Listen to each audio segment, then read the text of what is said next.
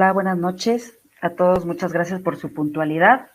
Bueno, como estamos en el seminario DECRA de Endocrinología y Dermatología en la Clínica Diaria, como DECRA les agradecemos su presencia en estos módulos. Vamos en el cuarto módulo de los 12 módulos, es hoy el cuarto, Cushing y Addison desde el punto de vista dermatológico.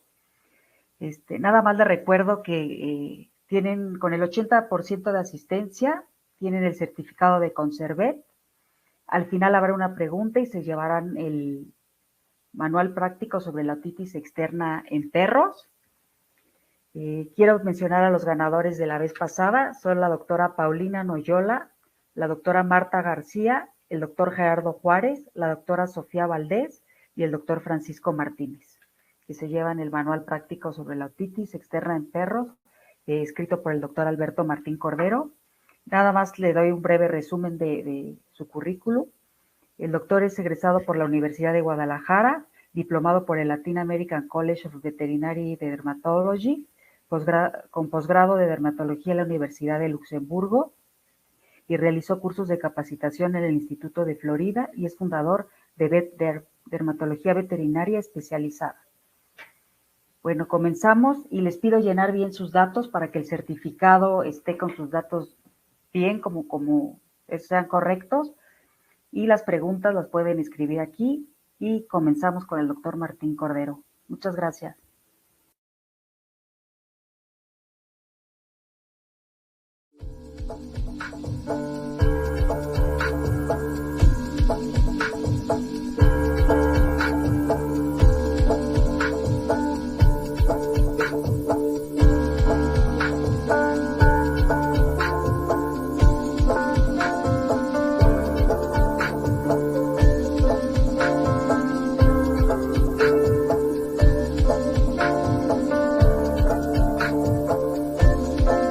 Buenas noches, soy Alberto Martín Cordero y les doy la bienvenida a esta sesión de nuestros webinars con DECRA. Vamos a platicar acerca de las dermatosis asociadas al síndrome de Cushing y cómo diagnosticar el síndrome de Cushing desde el punto de vista dermatológico. Hola, ¿qué tal? Bueno, como les comentaba, vamos a platicar acerca de las dermatosis asociadas al síndrome de Cushing. Y bueno, como ustedes se dan cuenta, en la serie de webinars que están asistiendo, tenemos temas más adelante que van a cubrir la parte que estamos viendo del síndrome de Cushing desde un punto de vista más de adentro hacia afuera. Desde la parte dermatológica lo estamos tratando de cubrir de afuera hacia adentro y bueno, muchas de las ocasiones el diagnóstico se hace de esta manera porque la mayoría de los signos clínicos, o por lo menos como ocurrió en hipotiroidismo, muchos de los signos clínicos asociados a esto son desde el punto de vista dermatológico. Sin embargo, en síndrome de Cushing va a haber muchas ocasiones donde lo dermatológico todavía esté menos notable y puedan determinar la enfermedad o por lo menos sospechar de la enfermedad por algunos otros signos clínicos. Esto lo van a cubrir más con el doctor Santiago Teisander más adelante. Entonces vamos a comenzar y voy a tratar de, obviamente tengo que tocar un poco la parte, muchito la parte interna, pero vamos a tratar de enfocarnos más en la parte cutánea, tanto de Cushing como de Addison. Algo que tengo que comentar desde el principio es que en particular la parte de Addison la vamos a ver más como una consecuencia de ciertos tratamientos, más que como asociada a algunas dermatosis, porque finalmente casi no genera signos dermatológicos como tal, como lo hace el Cushing. Pero sí tenemos un par de situaciones donde vamos a tener pacientes que por tratar lo dermatológico acabamos con un Addison como transitorio, y lo vamos a hablar al final. ¿Okay? Entonces comenzamos. Y bueno, el síndrome de Cushing, que tiene otros nombres como es el hiperadrenocorticismo, hipercortisolismo, fue descrito por Harvey Cushing en 1932. Es una de las enfermedades más subdiagnosticadas. Aquí ocurre algo diferente a lo que nosotros vimos en el hipotiroidismo. En hipotiroidismo yo les platicaba que es sobrediagnosticado. Bueno, el síndrome de Cushing es subdiagnosticado. Y nos damos cuenta que muchos de los tratamientos que ahora tenemos a la mano, y como es el Betoril, que es el tratamiento de elección para el síndrome de Cushing, bueno, podría ser que entró un poco tal vez tarde porque nos hemos dado cuenta que muchos no sabíamos diagnosticar el Cushing. ¿Sí? Nos perdíamos en el diagnóstico y de repente decían, no, es que yo no veo Cushing, porque es muy raro y la verdad es que nosotros vemos muchísimo. Vemos mucho síndrome de Cushing más allá del que les voy a explicar de iatrogénico, pero la realidad es que está muy subdiagnosticado. Aquí, al contrario de lo que vimos, hay mucho paciente con síndrome de Cushing que no ha sido diagnosticado de manera adecuada. ¿Okay? Entonces, tenemos que en el síndrome de Cushing nosotros vamos a tener dos orígenes principales. Este aumento del cortisol que tenemos nosotros con los pacientes con Cushing puede ocurrir iatrogénicamente o puede ocurrir por causas endógenas. Por supuesto, el iatrogénico va a ser porque nosotros o porque el cliente le está administrando excesivamente los corticoides. Y estos pueden ser corticoides tomados, puestos, en gotas inclusive, de cualquier administración. Y es muy frecuente que los propietarios, sobre todo con pacientes alérgicos o con alguna dermatosis plurítica, de repente opten por aplicar una pomada, como estas pomadas múltiples que tienen corticoide, y crean que no tiene un efecto secundario. Y esos corticoides que ven en las pomadas, como la betametasona, la hidrocortisona, se absorben y al igual que administrarlos de forma oral, van a tener un efecto de acumulación y un efecto de generar Cushing iatrogénico, aunque sea una pomada y aunque solamente sea aplicada en un sitio en particular. Y no tengo idea cuántos pacientes vemos así que le están aplicando la pomadita durante meses y que acaban con Cushing iatrogénico porque el propietario se le ocurrió aplicar la pomada porque mejoraba. Y sí, la verdad es que va a mejorar parcialmente la lesión causada por una alergia, por una inflamación alérgica, pero al final hay que pagar el precio. ¿Okay? Y por otro lado tenemos el Cushing endógeno, que el Cushing endógeno va a tener una posibilidad que sea pituitario dependiente o adrenal dependiente y lo voy a explicar más adelante. ¿Okay? Pues, ¿qué es el síndrome de Cushing en sí? Es la enfermedad causada por el exceso de cortisol endógeno o exógeno. ¿Sí? Cuando tenemos un hiperadenocorticismo endógeno, este puede ser pituitario dependiente o adrenal dependiente. Hay que entender que la pituitaria va a producir ACTH o hormona adenocorticotropa. Y esta hormona adenocorticotropa va a estimular a las glándulas adrenales para producir más cortisol. Y también, asimismo, hay un efecto de retroalimentación negativa. Cuando hay una producción de cortisol adecuada, esta producción de cortisol adecuada va a hacer que se suprima la producción de ACTH por parte de la pituitaria para que no exista más estimulación de adrenales. Ahora, ¿qué es lo que sucede? El Cushing lo vamos a definir como una enfermedad cuando es endógeno, de tipo tumoral o de tipo neoplásico, porque ya sea que pueda haber una neoplasia pituitaria que produzca una cantidad de ACTH alta, la cual esta cantidad alta de ACTH lo que va a hacer es decirle al adrenal, produce mucho cortisol, porque tengo mucha ACTH que te está haciendo producir el cortisol. O por otro lado, tener una neoplasia adrenal funcional que te va a estar haciendo que produzcas más cortisol a nivel adrenal. Entonces, esas son las dos orígenes que vamos a tener. Entonces, podríamos definir que el Cushing, cuando es endógeno, es una enfermedad neoplásica. Si finalmente es una neoplasia, son neoplasias funcionales. Entonces, tenemos que la cuestión de las neoplasias que son más bien de origen pituitario es más común en perros. Entonces, el 80-85% de los perros con Cushing van a ser pituitario dependiente. Y, por otro lado, del 10 al 15% van a ser adrenal dependiente. ¿Sí? O sea que el menor porcentaje son neoplasias adenocorticales funcionales. Sin embargo, en ambos casos, podemos tener hiperplasia adenocortical bilateral. Y algo que ocurre cuando tenemos nosotros un síndrome de Cushing un poquito gris, que no lo tenemos diagnóstico tan claro, pero que tenemos signos clínicos, pero que hicimos las pruebas y estamos todavía con duda. Algo que también nos ayuda mucho a sumar es la ultrasonografía. Que la ultrasonografía vamos a ver por ahí hiperplasias adenocorticales. Esto lo van a ver más a fondo con el doctor Santiago Teisander, pero quería como aproximar un poco esta situación. ¿Okay? Ahora, una de las causas más frecuentes, por supuesto hablando de exógenos, es la administración excesiva de corticoides, ya sea orales, inyectables, tópicos, óticos, oftálmicos, ¿sí? Y todos estos corticoides en su gran mayoría van a generar una supresión del eje pituitario adrenal, van a elevarte las enzimas hepáticas, van a darte este hipercortisolismo. ¿Por qué menciono esto? Bueno, porque en dermatología es la especialidad donde más corticoides usamos. Y voy a explicar esta parte, ¿no? Porque hay una situación en dermatología donde dices, bueno, me gustaría a veces no prescribir corticoides, pero luego me acuerdo que soy dermatólogo veterinario y se me pasa. La realidad es que es cierto, ¿sí? Nosotros prescribimos la mayor cantidad de corticoides. Y esto hace que también haya una especie como de bullying de parte de otras especialidades, donde de repente nos dicen, oye, si haces dermatología, ¿qué haces medicina o solo prescribes corticoides? ¿Por qué? Porque así nos ven como prescribimos corticoides. Yo lo que contesto a veces cuando nos hacen un poquito de bullying, les digo, bueno, nosotros por lo menos sabemos manejar los corticoides. Y es la realidad. O sea, yo pienso que nadie maneja mejor los corticosteroides que los dermatólogos porque tenemos esa capacidad de utilizarlos para diferentes situaciones. Pero bueno, la realidad es que, como les decía, los usamos más a largo plazo que cualquier otra especialidad. Y la situación es que utilizamos dosis diferentes para condiciones diferentes. Por un lado, tenemos pacientes que van a requerir dosis antipruritíticas, que es una dosis diferente.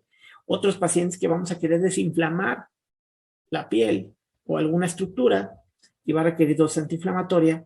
Y también en dermatología tratamos enfermedades autoinmunes, que en muchas de las ocasiones requerimos una inmunosupresión y las dosis que vamos a utilizar son dosis inmunosupresoras.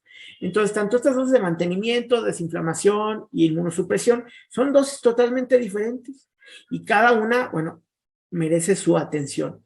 Ahora, muchos de repente me preguntan que qué tan seguido causó Cushing iatrogénico en los pacientes, y la verdad es que considerando la cantidad de corticoides que manejo, es mínima la cantidad de veces que causó algún problema.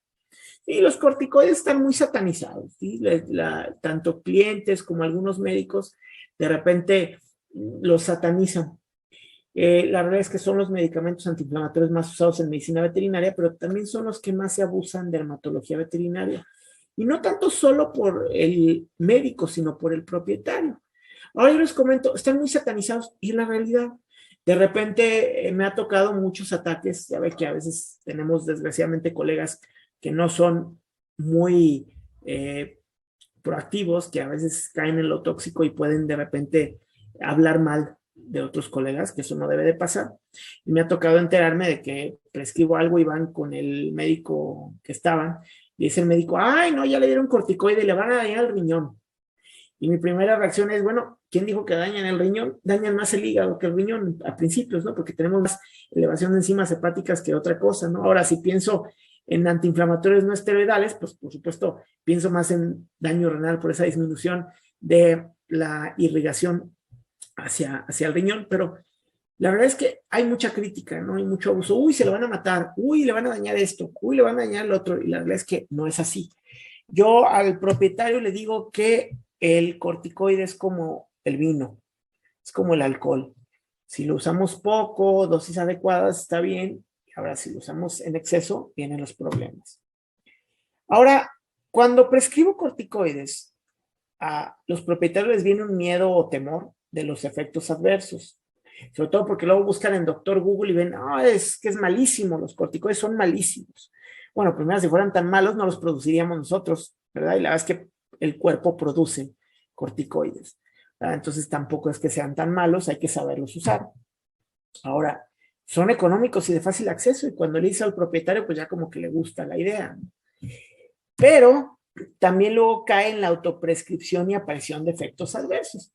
¿Qué es lo que sucede? Bueno, tú le mandas el corticoide y le dices que regrese en ciertos días, mejora el paciente, no regresa, y después al cliente le dice, ay, le vuelve a aparecer el problema, y al cliente se le ocurre, hay que repetir la receta del doctor, porque pues eso le funcionó muy bien.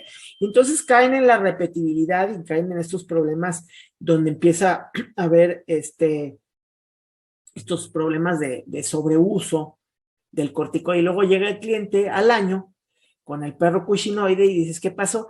Ay, pues la verdad es que volví a surtir la receta que me mandaba, la surtí 10 veces más, y pues ahorita sí estamos, ¿no?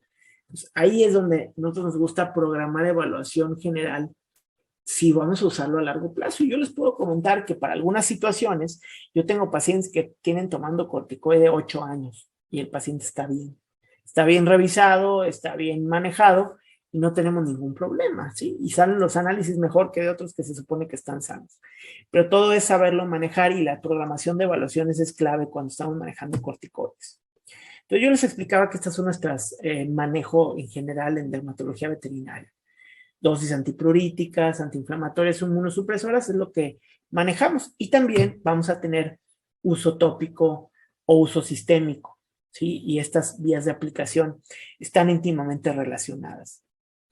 Entonces tenemos que un poquito de historia en dermatología se han usado desde 1960 para el alivio del prurito, inflamación cutánea, tanto en humanos como animales, teniendo alta efectividad. Y bueno, por supuesto, depende cómo los uses, puedes tener reacciones adversas. Sí, yo les digo que hay que pagar el precio de usar los corticoides y esto es parte de lo que nos vamos a enseñar a manejar, ¿no? Ahora, ¿qué efectos tienen los corticoides a nivel general? Tenemos que suprime la liberación de ACTH, suprime el eje pituitario adrenal, reduce el número de linfocitos circulantes, por eso vamos a tener de repente linfopenia, reduce el número de eosinófilos, tenemos eosinopenia, ayudan a mantener la actividad de membrana celular, inhiben la función de los macrófagos, este efecto antiinflamatorio, tenemos que suprime la función de algunos anticuerpos, inhiben y deprimen la liberación de interleucinas, leucotrienos y prostaglandinas, y por eso es que funcionan también para el manejo del paciente alérgico, interfiere en la migración de leucocitos, suprime la liberación de lisosomas y reduce actividad de fibroblastos, por eso en algunos procesos inhiben el proceso cicatrizal en algunos casos, ¿no? Entonces, tenemos que tener muchos efectos. Y también van a tener efectos sobre algunos órganos. Es muy común que encontremos elevaciones de enzimas hepáticas, en particular de fosfatasa alcalina. ¿Sí? Entonces, en resumen, yo cuando tengo un paciente con corticoide y le hago análisis de laboratorio, a mí me va a ser normal esperar una elevación de fosfatasa alcalina de ligera a moderada, elevación de la aminotransferasa, un leucograma de estrés caracterizado por una neutrofilia madura, linfopenia o sinopenia, que eso es lo muy común que vemos. Y puede haber monocitosis, ¿sí? Entonces, eso es como lo común que encontramos en efectos de los glucocorticoides, ¿no? Y ahora hay que entender también que dentro de los glucocorticoides existen una variedad muy amplia y que depende del nombre y el apellido, todo puede cambiar. Si tú le cambias el apellido a ese corticoide o el primer nombre, vamos a tener que va a ser un corticoide completamente distinto. Voy a poner un ejemplo. No es lo mismo un acetato de metilprednisolona que una metilprednisolona, ¿sí? La metilprednisolona es de más corta acción y todos los acetatos son de larga acción. No es lo mismo una hidrocortisona que un aceponato de hidrocortisona, ¿sí? Entonces, estas mezclas, estos diferentes compuestos cambian completamente el efecto. Y vamos a tener diferentes clases de corticoides que van desde los débiles hasta los muy potentes. Y asimismo vamos a tener corticoides de última generación que, de acuerdo a algunos de estos, son de menor absorción sistémica. En general, los corticoides de últimas generaciones, la absorción sistémica es mínima. Y bueno, esta absorción sistémica viene de la mano con un menor efecto de supresión del eje pituitario adrenal y asimismo con un menor efecto sistémico. Por ejemplo, tenemos la mometasona o el aceponato de hidrocortisona, que utilizados en dermatología de manera tópica, por ejemplo, el efecto sistémico es mínimo. Los cambios que se pueden generar atróficos también van a ser mínimos. Depende del uso. Obviamente, si lo utilizamos muchísimo tiempo, vamos a tener cambios atróficos como con cualquier esteroide y podemos tener ciertos absorción sistémica también. Entonces, recuerden que la absorción, aunque puede ser mínima con algunos corticoides, siempre existe dependiendo del tiempo de uso. Ahora, vamos a poner un ejemplo. ¿Cómo uso los corticoides en una alergia? No puedo usar tópicos o sistémicos. Busco utilizar tópicos de última generación, sobre todo para utilizarlos en zonas comúnmente afectadas, por ejemplo, en los espacios interdigitales, que tienes un alérgico con problema de estos espacios interdigitales, y yo quiero estar aplicando un corticoide que me mantenga desinflamado esto o que me mantenga desinflamado los oídos. Yo voy a preferir corticoides de menos absorción, como la fluticasona, como la mometasona o como el aceponato de hidrocortisona. Al inicio, es muy común que arranquemos con corticoides en alergia y después nos mudemos a medicamentos antialérgicos no corticoides, ¿Qué quiero lograr en este caso? Bueno, desinflamar y reducir el prurito. ¿Cuál corticoide? Bueno, depende. Sí, tengo varias opciones para uso de glucocorticoides. Entonces, a lo que voy es un ejemplo de cómo manejamos las alergias, utilizando algunos corticoides sistémicos de los de más uso. Sí, por ejemplo, prednisona, prednisolona, que va de 0.5 miligramos por kilo, triamcinolona, que la triamcinolona es 5 veces más potente que la prednisolona, y que a veces esta la prefiero cuando hay procesos de inflamación de oído o más fibrosos, la metilprednisolona, la dexametasona. Pero lo que no utilizo en alergias, que es muy importante que tengan claro, son corticoides de depósito. No está indicado y no se deben de utilizar porque no los puedo controlar bien.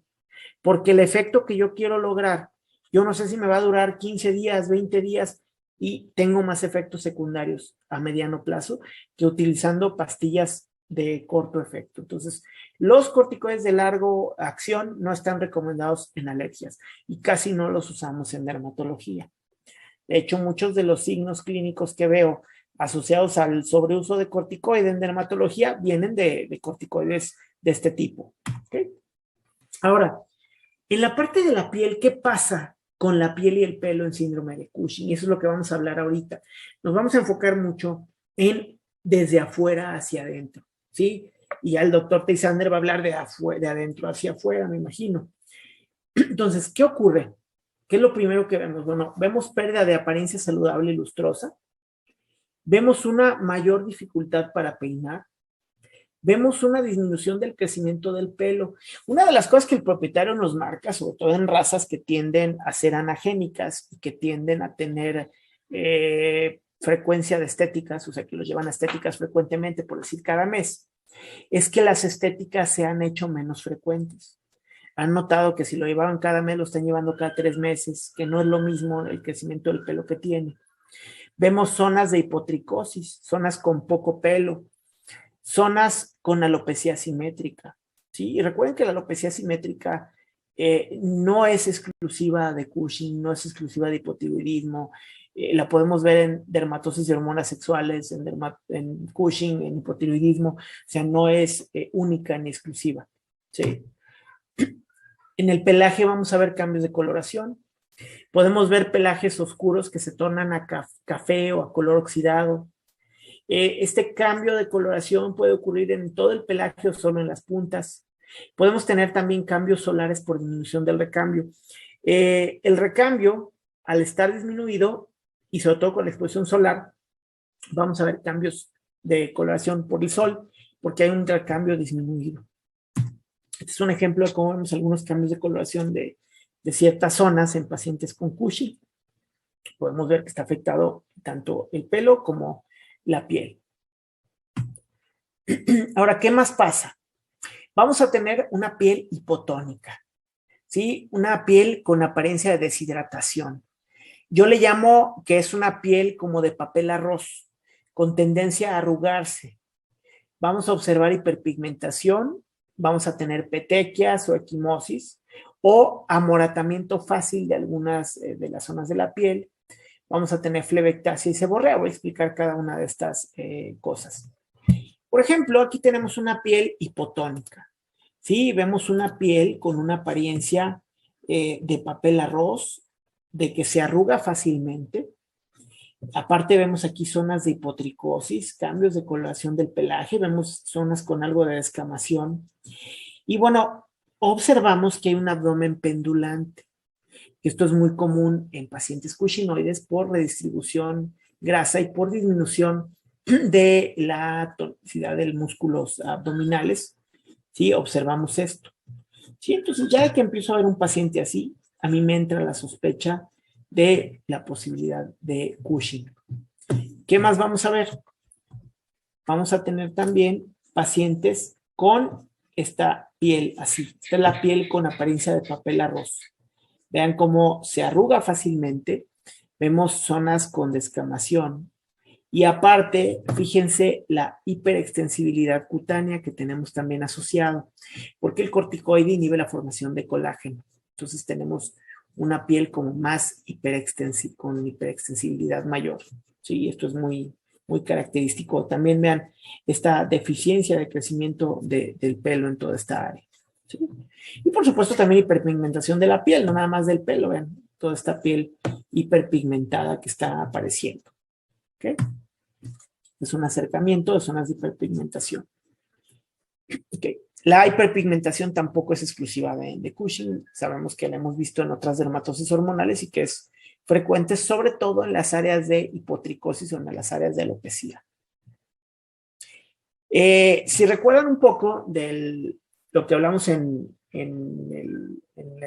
la plática de hipotiroidismo, tenemos que también hay un cierto arresto del ciclo folicular, pero aquí también hay una atrofia del folículo, hay una atrofia mayor en el caso de Cushing. Podemos ver fácil amoratamiento, petequias o equimosis, ¿sí? Como lesiones de amoratamiento mayor, ya sea las petequias son lesiones pequeñas o las equimosis son lesiones más grandes. ¿Sí? Incluso aquí está asociado, vean la piel, cómo se ve arrugada. Vean esta vena, porque ahorita vamos a platicar de esto. Presten atención y vean esta zona como estriada. ¿Sí? Entonces, fíjense muy bien estos cambios. Y la verdad es que la piel nos dice muchísimo de los cambios que encontramos en Cushing. Muchas veces ni siquiera el cliente te está reportando los cambios sistémicos y ya con la piel nos estamos dando cuenta de que existen algunos cambios importantes por ahí. Fíjense, esta lesión se llama flebectasia, ¿sí? Y son inflamación, congestión de las venas y de la zona, esto lo vamos a ver más en la zona del abdomen, y es bien clásico con Cushing. Si observamos a este paciente tiene varios cambios, no los hemos visto todos, pero vamos a verlos a continuación, se los voy platicando. Primero, bueno, tiene la flebectasia, que es la que estamos hablando, esta congestión venosa que vemos aquí, donde observamos esta tortuosidad de las venas. Tiene también comedones, que vemos en toda esta área con puntos negros, que son comedones. Tiene también esta milia, este emblanquecimiento aquí, y tiene también algunas zonas como con estría.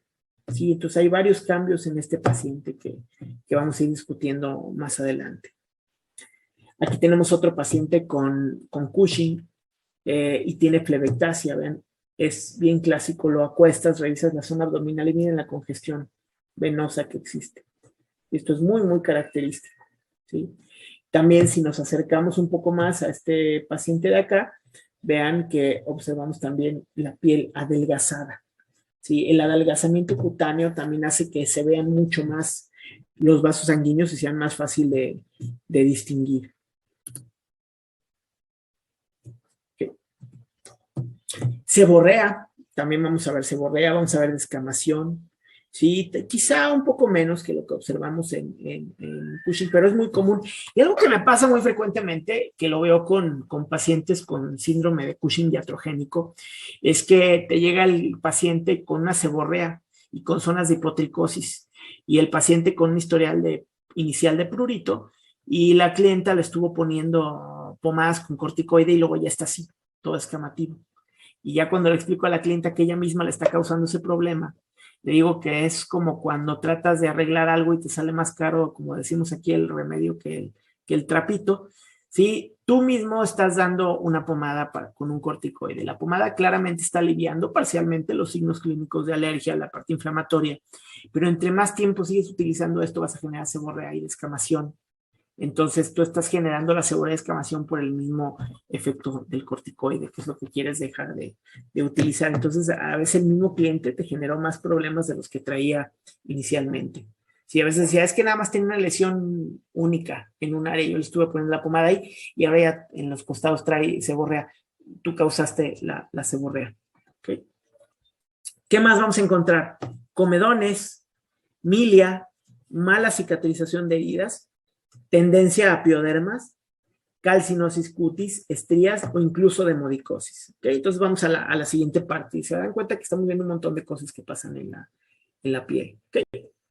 Los comedones van a ser puntitos negros que se van a observar por tamponamiento folicular y muchas veces esto se puede extender hacia la base del pelo. Entonces vamos a ver como en este paciente aquí estos puntitos negros que incluso hasta a veces le rascas con la uña y te vienen los cilindritos de este material queratinocebáceo que se acumula ahí. ¿sí? Esto yo les digo que es como el equivalente un poco a lo que nos sale en la nariz, los puntos negros de la nariz, algo parecido, ¿no? Entonces aquí tenemos a este paciente con comedones y algo que quiero que vean también es que hay un adelgazamiento cutáneo en esta zona. Vamos a otros de los pacientes que ya vimos. Este es el que habíamos visto.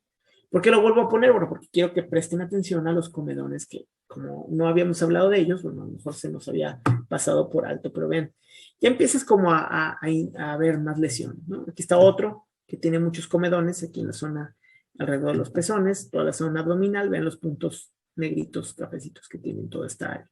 ¿Okay? Luego vamos a tener otra lesión que se llama milia, que la milia son como una especie de papulitas blancas, ¿sí? No se alcanza, yo pienso que sí se alcanza a ver perfectamente aquí. ¿Ven? Esta es milia, ¿sí? Y es una característica también que encontramos en el síndrome de Cushing. Estos puntitos blancos no están aquí, ¿sí?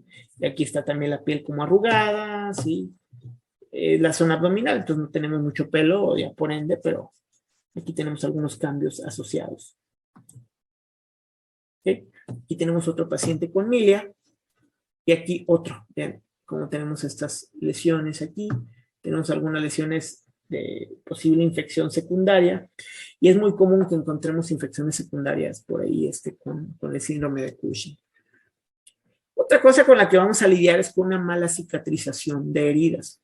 De repente tiene heridas que no cicatrizan fácilmente, ¿sí? O que me dicen, no, es que le tomaron muestra de sangre hace varios días y todavía sigue así, ¿sí? Como que se le hizo un morete. Y aparte podemos ver que el paciente, bueno, tiene alopecia, tiene hiperpigmentación, ¿sí? Y viene asociado con una mala cicatrización de heridas. A veces también después de un procedimiento quirúrgico vienen con la queja de que no está sanando adecuadamente. Piodermas bacterianos. Recuerden que las infecciones bacterianas, esto lo discutimos ya cuando hablamos de Cushing, tienen un origen, tiene una causa subyacente. Entonces, también a veces tenemos pacientes que se están infectando constantemente y que son cushinoides. Hemos tenido pacientes que los hemos tratado en su etapa inicial de la vida, como alérgicos, que han tenido ciertas infecciones y que de repente por ahí ya que tienen más edad, estamos hablando de 7, 8 años, regresan con alguna infeccióncita que no se trata fácil, que recayó y que pensamos que era por la alergia, que la tratamos pero recae y tenemos problemas para estabilizarlo. Y ya empezamos a encontrar más adelante signos asociados al síndrome de Cushing y acaba siendo Cushing que apareció aparte, ¿no? O sea, no está peleada una cosa con otra. Es un paciente que tuvimos tratando con alergia sus primeros años de vida, bien puede venir y tener Cushing más adelante. Entonces no está peleado, ¿ok? Entonces recuerden que el pioderma bacteriano va a ocurrir en áreas hipotricósicas o alopésicas, que puede haber infección folicular, pueden aparecer pústulas grandes, no foliculares superficiales, pueden responder pobremente al tratamiento o estar recurriendo, hay que revisar que no haya demodicosis, entonces lo que pueden hacer es, ya sea un raspado, o agarrar el contenido de la pústula y revisarlo directamente sin teñir y se van a dar cuenta que muchas veces están los ácaros ahí. ¿Sí? Y también puede haber bacterias oportunistas, no estafilococo. A veces encontramos pseudomonas como bacteria oportunista, porque recuerden que tienen más propensión a infecciones. ¿Okay? Ahora, recuerden que si hay infección, no es irnos directamente al antibiótico, solo recordando el uso adecuado de los antibióticos, quedarnos con los de primera opción, con amoxicilina, clavulanato, cefas, ¿sí? Que son menos frecuentes que te generen resistencia y dejar las cosas fuertes como las quinolonas o esas cosas fuertes para en caso de en base a cultivo. ¿Okay? Esto se le llama uso racional de antibióticos, hay que practicarlo. Siempre hay que tratarlo con terapia tópica, ya sea sola o coadyuvante. Utilizamos, nosotros 8 de cada 10 pacientes con pioderma los tratamos sin antibióticos. ¿Sí? Con baños, con sprays, con desinflamación. Esto ayuda mucho a trabajar los piodermas. ¿Okay? Otra lesión característica es la calcinosis cutis. La calcinosis cutis es una calcificación distrófica de la epidermis. Esto va a ocurrir hasta en el 40% de los casos de Cushing y hay una incidencia que va del 1.7 al 8% en general, ¿sí? De todos los pacientes. Puede hablar Vamos a encontrarla más en cuello dorsal, en el área del dorso, en axilas o ingles. Y tiene varias presentaciones. Esta es una de las presentaciones clásicas de calcinosis cutis. Se ve como una placa blanca mineralizada, ¿sí? Y aquí se fijan, en este paciente tenemos la tortuosidad de vasos sanguíneos, de venas, tenemos flerectasia, tenemos comedones, tenemos una estría, tenemos calcinosis cutis y tenemos piel de papel arroz. Este paciente te está gritando que tiene Cushing con la piel, ¿sí? Aquí tenemos otra lesión en placa de calcinosis cutis. Vean, esta lesión incluso se inflaman, puede haber asociada a infecciones y se ven como lesión en placa. Aquí tenemos una más inflamatoria y otra menos inflamatoria en el mismo paciente. Aquí tenemos en otro paciente estas lesiones como con zonas papulares y son placas aisladas de calcinosis. ¿Okay? Muchas veces tenemos pacientes que confunden la calcinosis con infección y de repente acaban con un montón de antibióticos y la verdad es que no tiene nada de infección. Este es un bulldog inglés, uno de los muchos que vemos con calcinosis cutis. Si nos aproximamos, vean cómo se ven como papulitas y placas formando esta lesión. Y si uno la rasca, se siente hasta durito, como mineralizado. ¿Sí? A veces es más inflamatorio. Aquí tenemos otra lesión que es mucho más inflamatoria. Y esto es un proceso de calcinosis y lo confundieron con una infección.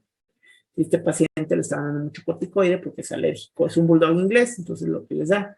Y estaba mal manejado el corticoide y le apareció la lesión de placa de calcinosis. ¿Sí? Vean cómo está.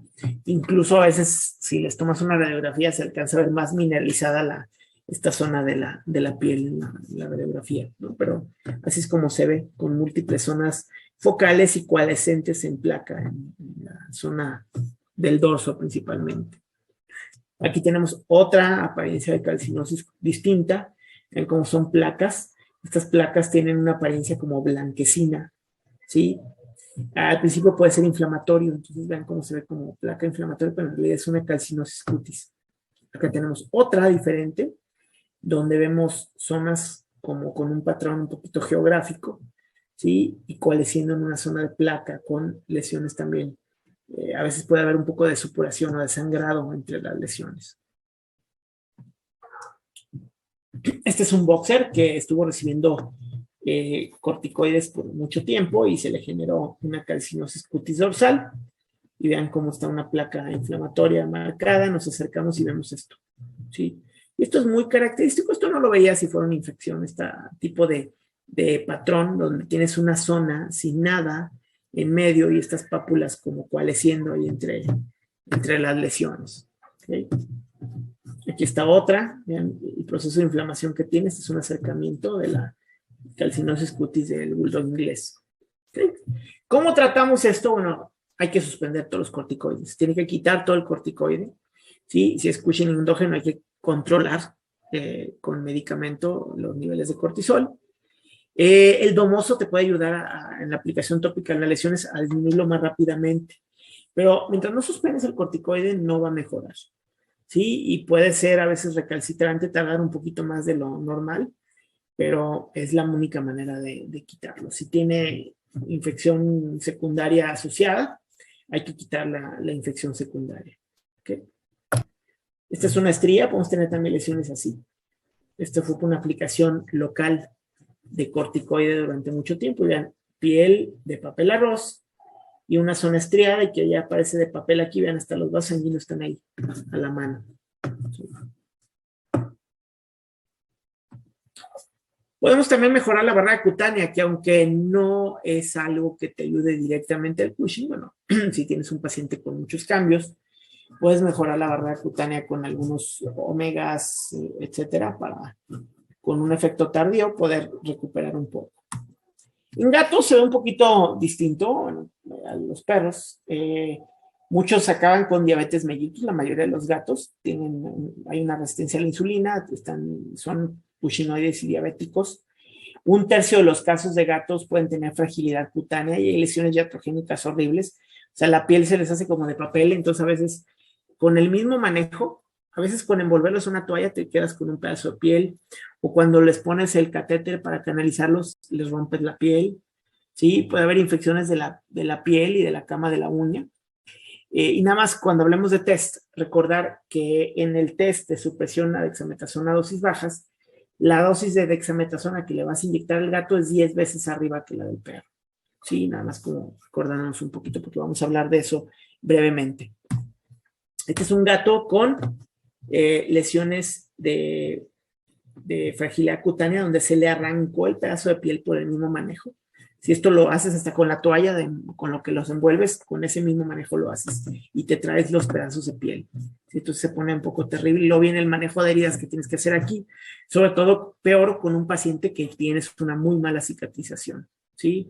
Acuérdense eso, tienes muy mala cicatrización y eso también te tiene que hacer pensar. ¿Okay? Aquí está otro gato con Cushing y vean la atrofia cutánea y vean la tortuosidad de las venas. ¿Sí? Esta es una cortesía de la doctora Katherine Oderich. Esta también, vean cómo está la piel aguadita, alopésico, ¿sí? Y no hay que confundirnos con alergias con estos pacientes. En gatos hay menos Cushing iatrogénico porque no lo notamos tanto en la piel. Toleran muy bien el corticoide, pero hay que tener mucho cuidado con la diabetes, que eso ya, imagino que todo el mundo está, que trabaja con gatos, lo tiene bien claro. Acá está otro Cushing iatrogénico. Algo que les quiero también mencionar que pasa, que creo que no tengo una fotografía aquí a la mano de esto, pero no les puse una fotografía. Pueden ver atrofia de los músculos maceteros, ¿sí? Pueden ver parado plantígrado en el Cushing, así que se paren como con las plantas, como pisada de oso. Sí, son cosas que pueden observar también asociadas y que nos damos cuenta con el examen clínico. Este es un paciente con Cushing iatrogénico, de los muchos que le estaban poniendo su pomadita para la alergia. Se le extendió la clienta por muchos meses y tenemos todas estas lesiones, ¿no? Todo lo que estamos observando, este amoratamiento fácil, alopecia, zonas de hipotricosis. Vean este otro, vean cómo se ve incluso la tortuosidad de los vasos sanguíneos, la piel como transparente, descamación, hipotricosis, alopecia.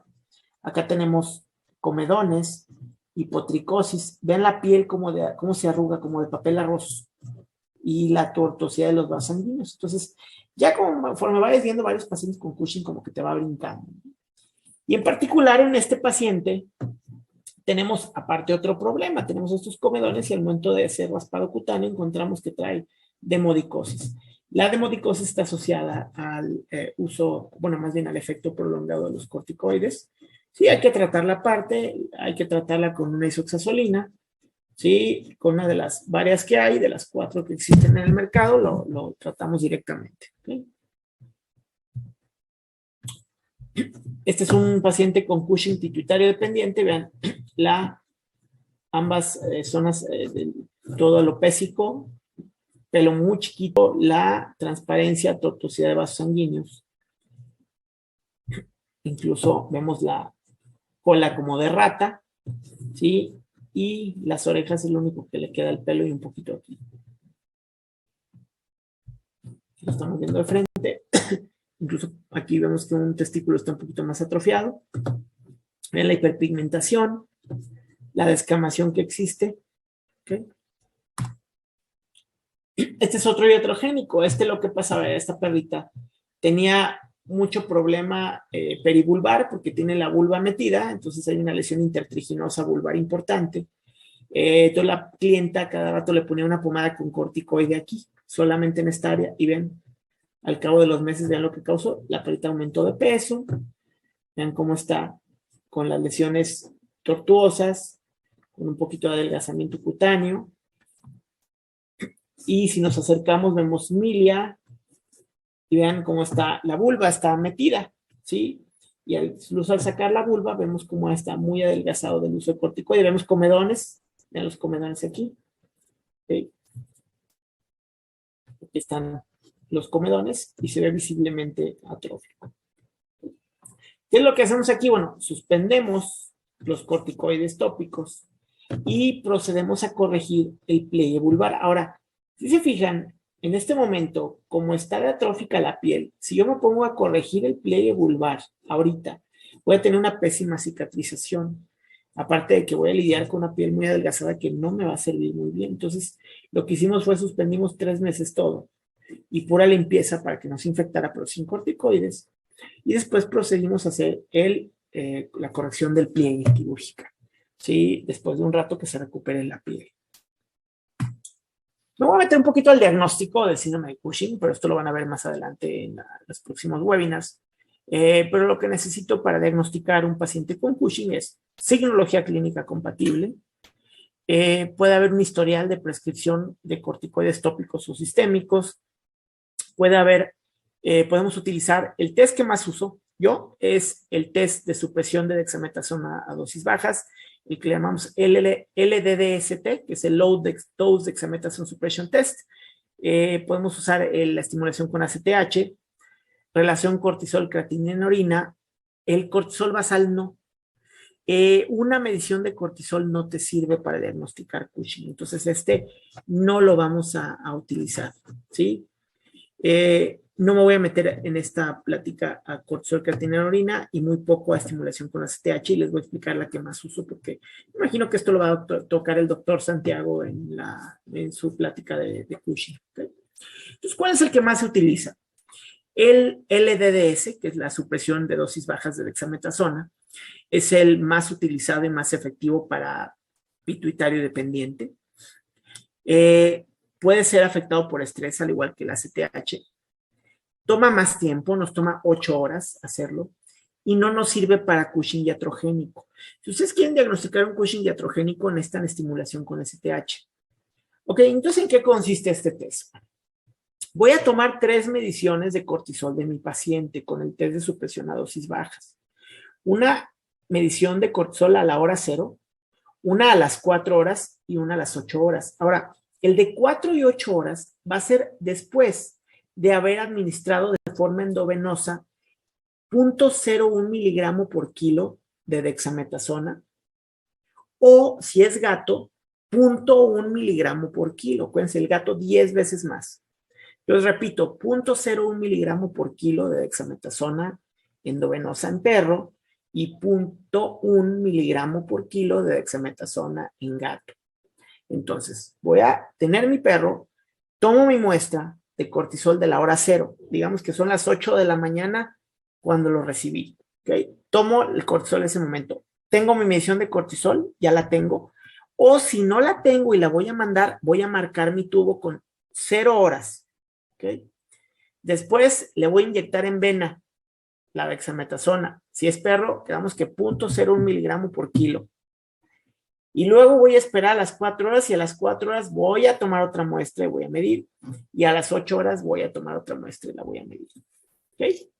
¿Qué es lo que va a ocurrir? Bueno, primero, si tenemos arriba de 2 microgramos por decilitro, que es lo anormal en pacientes con, digamos, con Cushing, la primera no hay que prestarle a veces mucha atención si solo vas a medir la primera, porque se puede ver afectada por diversos factores. Entonces, aunque si tú tienes un paciente que le mediste y salió arriba de 2, no quiere decir que tenga Cushing, necesitas más cosas.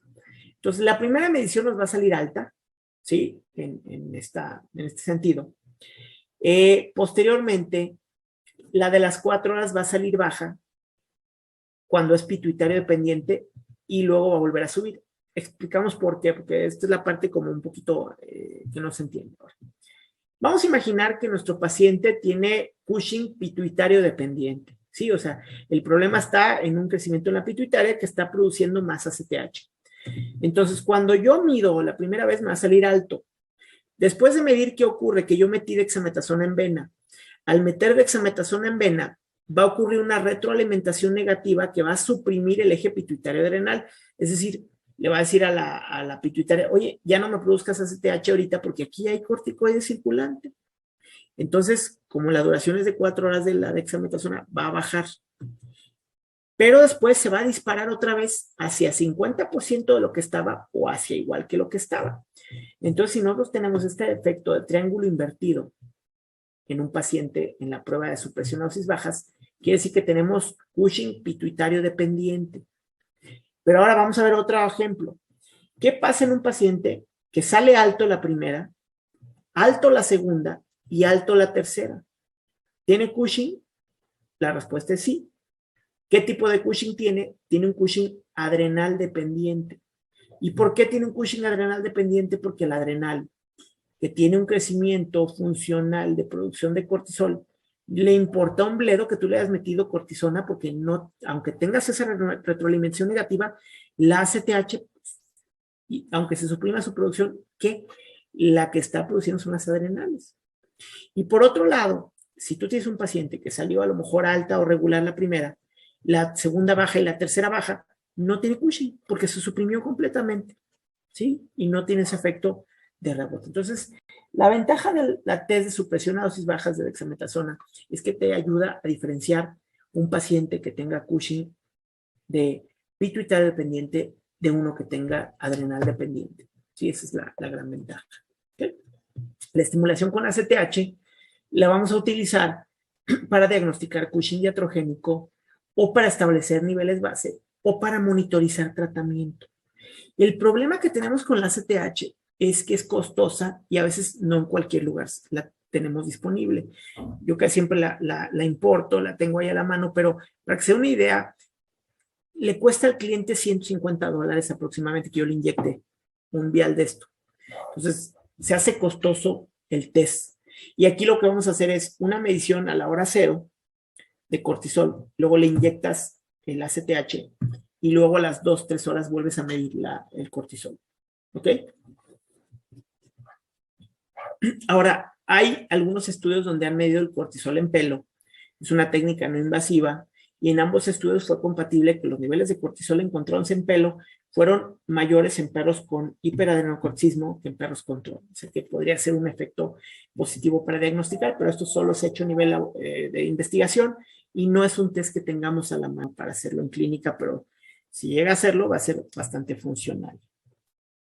Les voy a poner el ejemplo de este paciente. Este paciente es un paciente que lo diagnosticamos en el 2017-2018 con hipotiroidismo.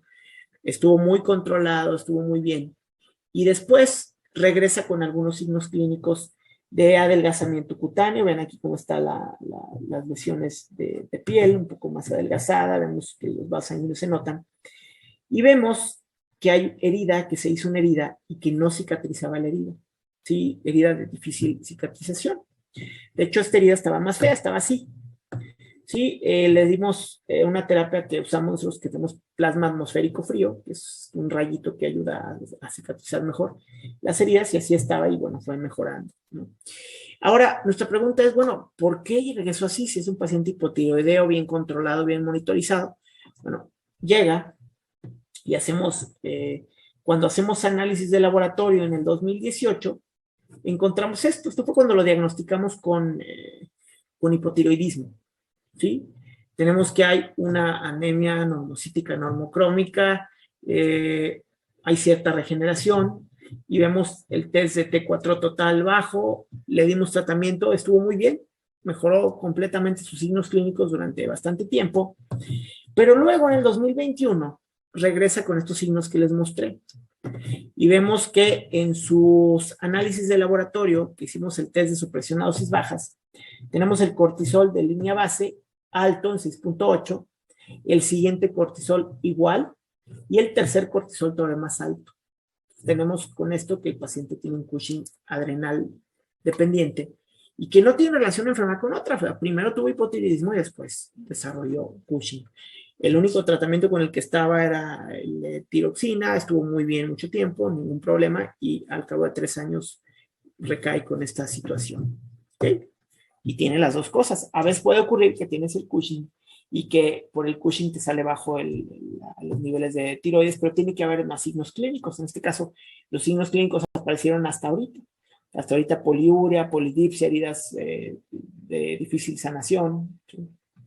Bueno, para tratamiento del Cushing tampoco me meto tanto porque también lo vamos a ver en la otra plática, pero tenemos mitotano, que es poco accesible. Se usaba el L-Deprenyl, un tiempo se usó el ketoconazol. Cuando no había nada para el Cushing usaban ketoconazol a dosis altas.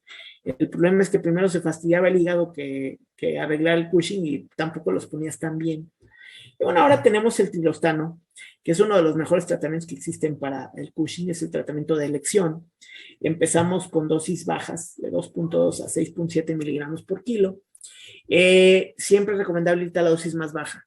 ¿sí? Utilizar la dosis más bajita, incluso hay ocasiones en que utilizamos una dosis todavía más baja que eso, pero 2 veces al día. Así que yo creo que se los van a mencionar en la plática de Cushing, ¿sí? Entonces son algunos ejemplos de lo que usamos para tratamiento. Y obviamente hay que monitorear todo esto, ¿no? Hay que ajustar la dosis, monitorear el efecto. ¿Cómo monitoreamos el efecto? Con la prueba de estimulación con ACTH. Pero como es tan complicada de repente, últimamente hemos estado utilizando una prueba para monitoreo que se llama pre y post-trilostano. Les explico en qué consiste esta prueba. En esta prueba de pre y post-trilostano, y este hay un estudio que lo pueden encontrar, este es de acceso abierto, pueden bajarlo. Vieron que hubo una correlación en signos clínicos y en algunos pacientes utilizaron la comparativa del pre y post-trilostano con la estimulación de ACTH. Y lo que hicieron fue evaluar el cortisol. O sea, medimos el cortisol. Y ese día yo le pido al cliente que no le dé su pastilla de Betoril, que me la lleve a la clínica, deje el paciente y le voy a medir el cortisol antes de que le toque la pastilla. Después le voy a dar su pastilla y 3 horas después de que le di su pastilla, voy a volverle a medir cortisol. ¿Sí? Esa es la manera en que podemos monitorear también el efecto. Ahora, hablando un poquito de Addison rápidamente, ya para terminar. Lo que podemos encontrar en Addison de problemas son Addison transitorios por cuestiones dermatológicas. Estos son por 2 situaciones. Una es que no reduzcas adecuadamente los niveles de corticoide que estás manejando. Y si tú diste un corto tiempo un corticoide a dosis antiinflamatoria y lo cortas, no pasa nada. Pero entre más tiempo des el corticoide, más tienes que irlo disminuyendo. ¿Por qué? Porque como suprimes el eje pituitario adrenal, tarda como en arrancar. Yo les pongo el ejemplo de que, imagínense que ustedes siempre han tenido una señora que les ayude a la limpieza. Todos los días de su vida nunca han hecho nada. Siempre han tenido quien les haga todo. Y de repente, de un día a otro, desaparece la señora y jamás se vuelve a parar. Les aseguro que nos vamos a dar cuenta hasta el quinto día que estamos viviendo en la porquería, porque nunca estamos acostumbrados. Entonces, es algo como que le pasa al eje pituitario adrenal, como que de aquí a que arranca y dice, espérate, ya no estoy recibiendo el corticoide, déjame, empiezo otra vez con la producción, y en el inter podemos tener hipoadrenocorticismo transitorio, ¿sí? Y hay hipoadrenocorticismo también iatrogénico por esta causa. Y no nada más por eso, también hay reportes de uso de ketoconazol, incluso a dosis alta, como en este caso. En este reporte está interesante porque es un Shih Tzu castrado, alérgico, que le dieron ketoconazol para tratar la malacesia y le dieron 16 miligramos por kilo. Es alto. Normalmente de 5 a 10 es lo que usamos, ¿sí? Llegó con hipocolesterolemia y en la estimulación con ACTH fue compatible con Addison y tenía todos los signos clínicos. Tenemos otro caso aquí, reportado también, donde hay un boxer hembra de 6 años de edad, de 20 kilogramos, historial de dermatitis atópica, y le dieron ketoconazol, pero a 4.5 miligramos por kilo cada 12 horas por 9 días para tratar la malacesia. Esto está bien la dosis, y de todas maneras le dio hipoadrenocorticismo. Y aquí está como checaron, vieron letargia, y después le dieron prednisona y se corrigieron los signos clínicos y diagnosticaron con estimulación con ACTH. Entonces, en particular, la Addison, más que nada, que es muy raro, por cierto, los casos de Addison casi no tienen lesiones dermatológicas, pero sí podemos causar Addison como consecuencia de la terapéutica dermatológica en algunos casos. Yo creo que esto es más frecuente que lo que vamos a encontrar. ¿Okay? Igual van a tener una clase de Addison que va a estar hablando de toda la cuestión interna de los desbalances electrolíticos, de problemas, insuficiencias renales transitorias, todo lo que le da a los addisonianos, ¿no? Pero a mí me tocó la parte dermatológica y bueno, espero que haya sido de su agrado. Los dejo con los 7 enanitos del Cushing, que es olvidadizo, gordito, amoratado, dormilón, enojado, peludo y psicótico, ¿sí? Así como para que tengan algunos de los signos clínicos. ¿Ok? Entonces, gracias por su atención. Bueno, espero conectarme para las preguntas y respuestas.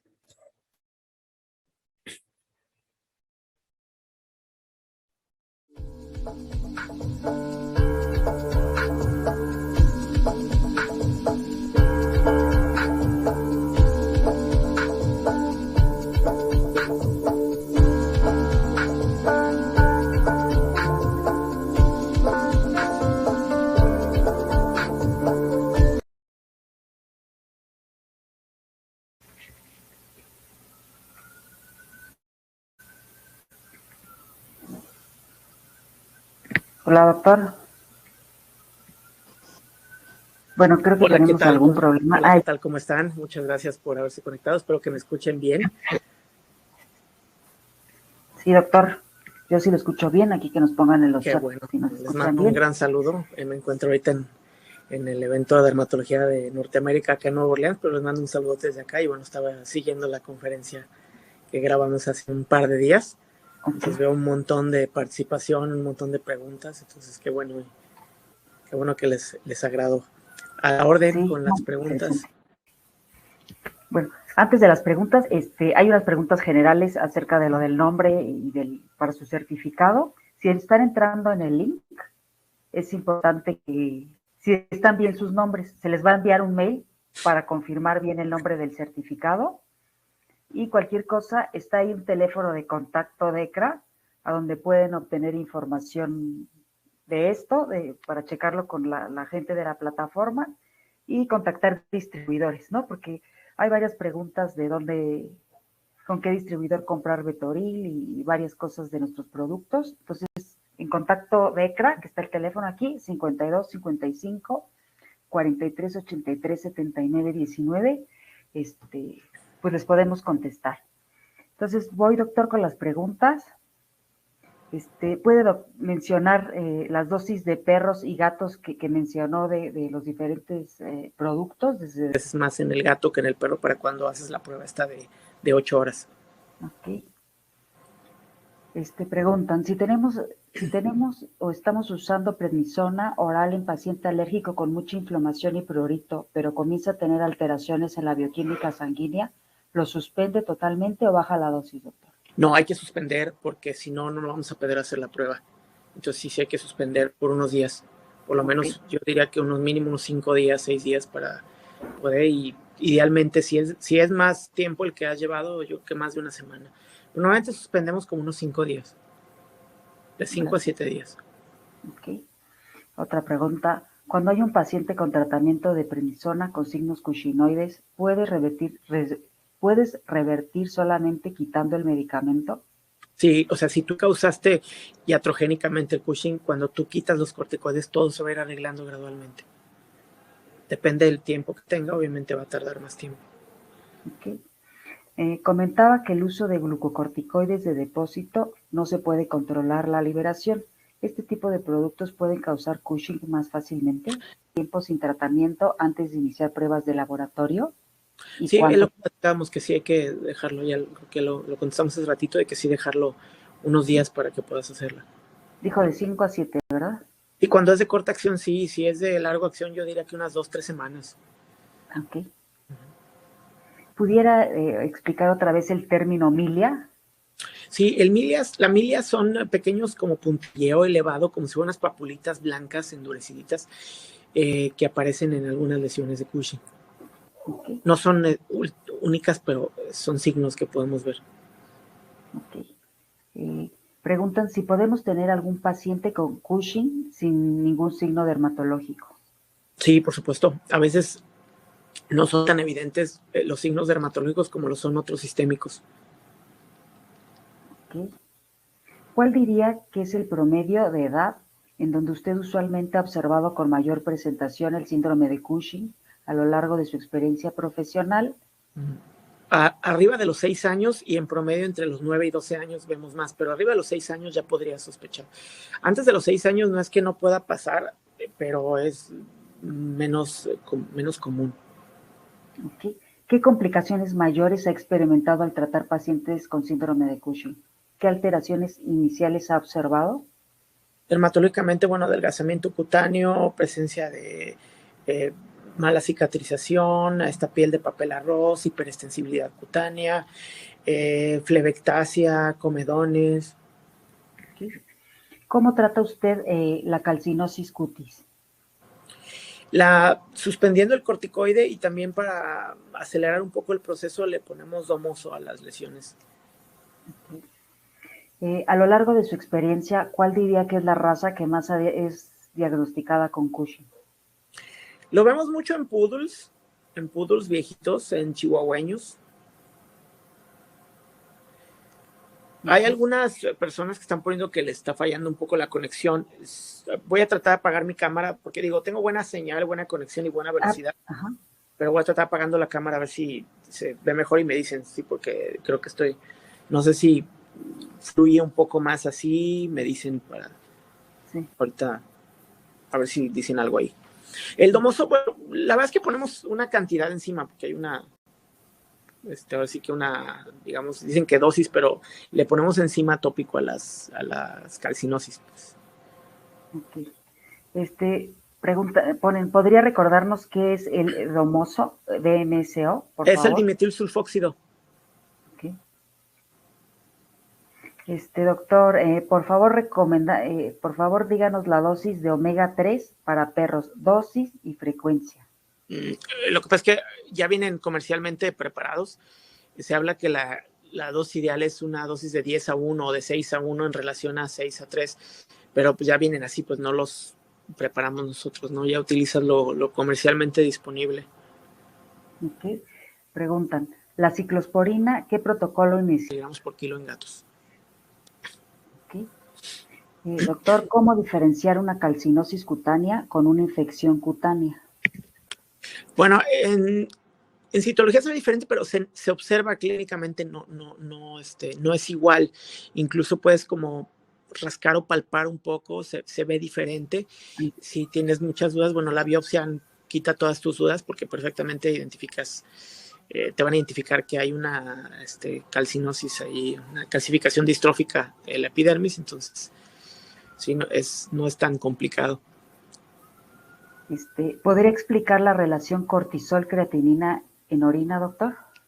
Es una medición similar. Lo que se hace es, se toman mediciones por días consecutivos para verificar las elevaciones de cortisol y creatinina.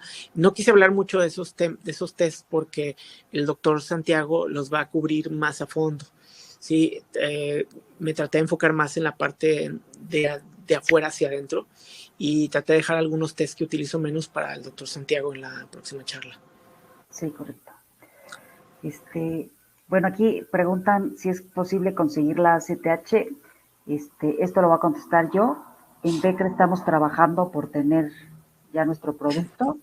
En breve, en cuanto tengamos avances, los haremos llegar. Gracias a que vamos a tener sus mails, les vamos a poder avisar cuando tengamos nuestro Cosatén aquí en México. Qué bueno, porque la verdad es que hace mucha falta aquí. Es muy difícil de conseguir, es costosa. Yo la compro cuando vengo a Estados Unidos. A veces cuesta como $120. O sea, no es barata. Y todavía te lo tienes que cobrar al cliente más cara. Entonces no es algo fácil ni barato. Sí. Pronto les avisaremos, espero. Otra pregunta. ¿Ha utilizado algún tratamiento alternativo que sugiere algunos textos para evitar los efectos secundarios? No, la verdad no. ¿Podría explicarnos por qué mecanismo se genera linfopenia y eosinopenia en los pacientes con Cushing? Sí, bueno, los corticoides, uno de los efectos que tiene la disminución de los eosinófilos circulantes y también crean una lisis de linfocitos. Entonces, es el efecto que genera la linfopenia. Por favor, ¿puede repetir la dosis en gatos de dexametasona? Para la prueba de supresionosis bajas, 0.1 miligramo por kilo. Okay. Doctor, ¿cómo retiro la prednisona en Cushing iatrogénico? Depende del tiempo que tengas. Bueno, yo lo que trato es... ¿Proteína vuelve a la normalidad una vez que se instaura el tratamiento? Bueno, la relación proteína-creatina también tiene que ver con la función renal y la tasa de filtración glomerular. Entonces, ahí también depende de otros factores. No siempre estamos hablando de lo del Cushing. Un doctor pregunta, al no tener a la mano ACTH para el monitoreo, ¿qué piensa de pretrilostano y cortisol? Lo que hablé, la última diapositiva, una de las últimas decía la prueba de pre y post trilostano. Entonces lo que hacemos es que medimos cortisol, le damos su pastilla de trilostano y a las 3 horas volvemos a medir el cortisol. Parece que tiene buen efecto. En ese estudio se ve que funciona muy similar a la de ACTH. Entonces es la que usamos muchas veces. Sí. Preguntan, ¿qué valores en química sanguínea me ayudarían para problemas de Cushing? Los valores que tienes que revisar en la química sanguínea son elevaciones de enzimas hepáticas, particularmente de fosfatasa alcalina, ALT también, pero la fosfatasa se eleva más con el corticoide. También hay que revisar aumentos de colesterol o triglicéridos, pero yo pienso que lo que más nos brinca es la fosfatasa alcalina. Okay, gracias, doctor. ¿Un Cushing iatrogénico requiere de tratamiento con trilostano? No, porque al final tú lo estás causando, entonces al reponer todo esto, al quitarlo, pues todo se va a volver a la normalidad, porque si usamos trilostano en estos pacientes y aparte lo retiras, puedes generar un riesgo donde te vayas a Addison, se te pase la mano. ¿Sí? Entonces yo nunca lo que hacemos es quitarlos, ¿no? O sea, suspenderlos por completo. Aquí, doctor, preguntan, ¿cómo diferenciaría calcinosis cutis de una reacción con alergia por mordida de pulga? Es diferente, las lesiones por alergia son pápulas y placas. Estas son unas placas duras diferentes con una, tienen una forma circunscrita distinta. O sea, se ven, cuando ya ves unas cuantas, ya puedes como que tener un poco más educado el ojo para distinguirlas. Y pues como les comentaba, si no, de plano, pues vete a una biopsia y te ayuda mucho más. Okay. Doctor, ¿qué tan fiable es realizar supresión a dosis bajas en pacientes que se estresan mucho? Ese es el problema que tenemos y por eso tratamos de no hacerlo, o sea, de no usar solo una medición. Sí te afecta ciertos resultados, pero finalmente es fiable. Esto también algunos prefieren la de creatinina en orina, la de cortisol creatinina en orina que se va colectando. Muchos a veces prefieren que el mismo propietario te la colecte y te la lleve. O sea, sí afecta, pero bueno, al final de cuentas tratar de tenerlo lo más calmado posible, ¿no? En gatos es más complicado. Okay. ¿Cómo maneja la dosis reducción de cortisol? Que tiene áreas descamativas en su periferia, ¿no? Nada que ver con la milia, que es como pápulas blanquitas pequeñas. Okay. Una doctora comenta, tengo un caso de Beagle de 12 años diagnosticado con diabetes y en otro lado con diagnóstico de Cushing hace 3 años, sin signos dermatológicos aparentes. Nunca volvió a su control y continuó con dosis muy alta. Para revisar si se puede bajar la dosis, ¿es hacer la medición de trilostano? No, hay que hacer la medición de cortisol con los protocolos ya sea de ACTH o de pre y post-trilostano. Okay. Otra doctora comenta, tengo un paciente con hipotiroidismo, Cushing y mastocitoma. El paciente está con tratamiento para el hipotiroidismo y el Cushing, el cual se acaba de instalar. La pregunta es si se puede administrar Paladia o si existe alguna contraindicación con la medicación que ya tiene. Se puede administrar, no tiene una contraindicación como esa. Lo que tienes que poner cuidado más bien es con los corticoides y los efectos adversos de Paladia, porque bueno, hay que cuidar la cuestión gástrica. Bueno, aquí un doctor confirma 0.01 miligramos por kilo en el perro y 0.1 miligramos por kilogramo en el gato. Sí, es lo que mencionamos. Okay. Una doctora pone, varios casos presentan piel adelgazada, frágil, cuando llega a presentarse infección bacteriana secundaria.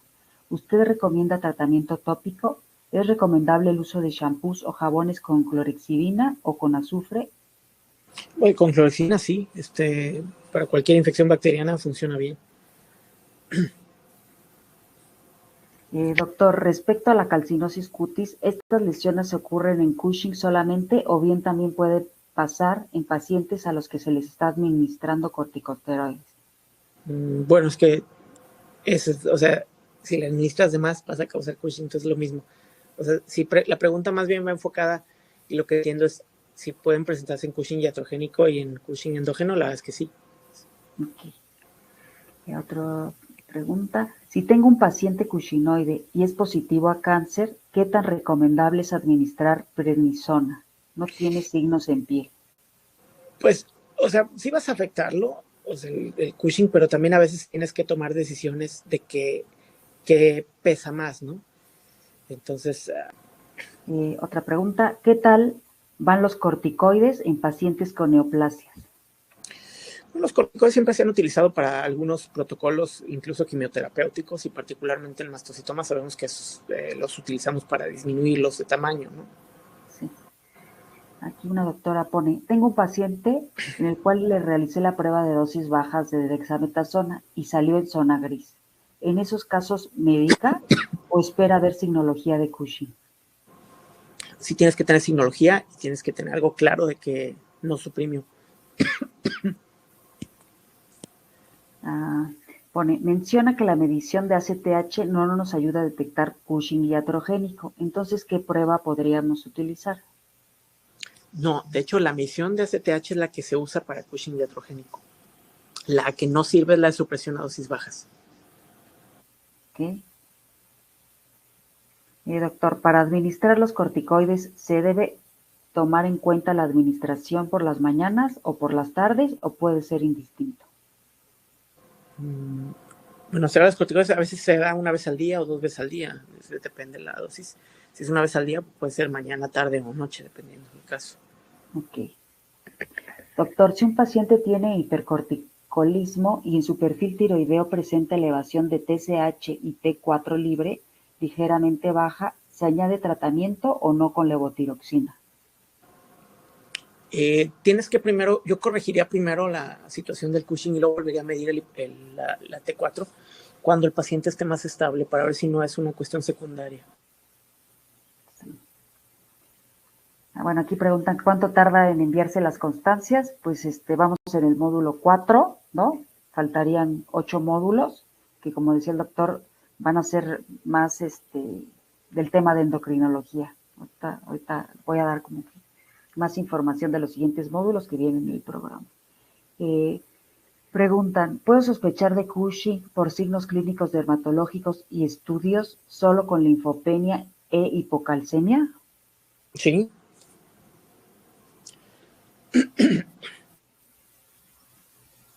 Bien. Doctor, ¿cómo diferenciar una deficiencia de zinc de la calcinosis cutis? Bueno, como decía, la cuestión de la calcinosis son lesiones un poco más endurecidas. Y cuando hay situaciones de deficiencia de zinc. Otra pregunta. ¿Los comedones en la parte del abdomen también puede ser asociado a hipotiroidismo o solo Cushing? Mayormente Cushing, pero también a veces hay que entender que en hipotiroidismo hay unas cuestiones de problemas de queratinización, pero es más común en Cushing. Aquí, ok. Doctor, ¿la prueba de cortisol ayuda a orientar en el diagnóstico de Cushing? Bueno, ya hablamos de que si necesitas las 3 pruebas, pues una sola no funciona. Okay. Doctor, tengo un caso de una hembra hipotiroidea en tratamiento con signos francos de Cushing. Cortisol basal 208 a las 4 horas, 26 y a las 8 horas. Está completada arriba, dice a las 12 a las 13. O sea, si bien, pues bueno, fue bajando. Entonces empezó alto, bajó y bajó más. Entonces no sería Cushing porque suprimió completamente. O sea, no tuviste un rebote ni tuviste una constante de que se mantuvo alto. Entonces, en este sentido, bueno, está menos probable que sea. A veces se pueden apoyar también con ultrasonografía adrenal, porque a veces salen como medios grises, pero tienes todos los signos. También te puedes ir al ultrasonido adrenal. Ok, perfecto. Okay. Pues bueno, creo que por ahí. Sí. Les agradezco muchísimo que se hayan conectado y la paciencia y todo. Bueno, creo que se escucha relativamente bien. Sí, entonces, bueno, yo sí. Sí, me costó un poquito de trabajo encontrar una buena señal, pero bueno, aquí estamos. Qué bueno, doctor. Y bueno, pues, fue mi última presentación. ¿Sí? Les agradezco mucho a ustedes. No, gracias, doctora, a usted. Y esperamos seguir, ¿no? Trabajando con usted, ¿no? Para este seminario ha sido muy exitoso. Como les decía, viene la parte de endocrinología, que serán 8 módulos. El siguiente es el paciente hipotiroideo, como decía el doctor, una visión desde la camilla a la evidencia. Va a ser impartido por el doctor Santiago Teisander y el doctor Antonio Ruiz Remolina. Entonces, se van a ver, pues, van a estar súper buenas. Entonces, sí, desde las bases, toda la fisiología, ¿no? Y hasta cómo leer los resultados del laboratorio y sacar las muestras y toda esa información. Y digo, ya por último, quiero mencionar una aseveración, ¿no? Lo cual tiene que, ustedes, las 5 personas de México, ¿no? Pueden contestar falso o verdadero. Esta aseveración yo la voy a decir y ya ustedes van a contestar falso o verdadero, y se van a llevar un libro el manual que hizo el doctor, manual práctico sobre la otitis externa en perros, ¿no? Entonces, voy a hacer la aseveración y ustedes ya me dicen si es falsa o verdadera. La vamos a pasar ahí también para que la lean.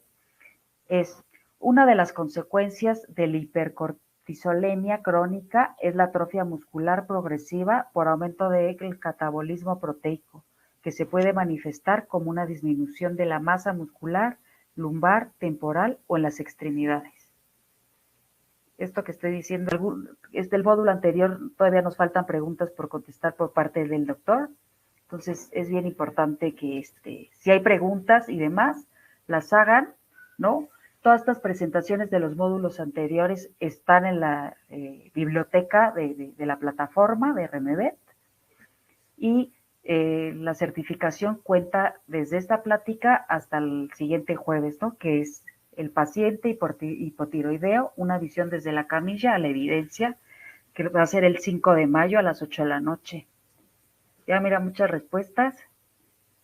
Muy bien. Entonces, pues a los 5 primeros les vamos a contactar.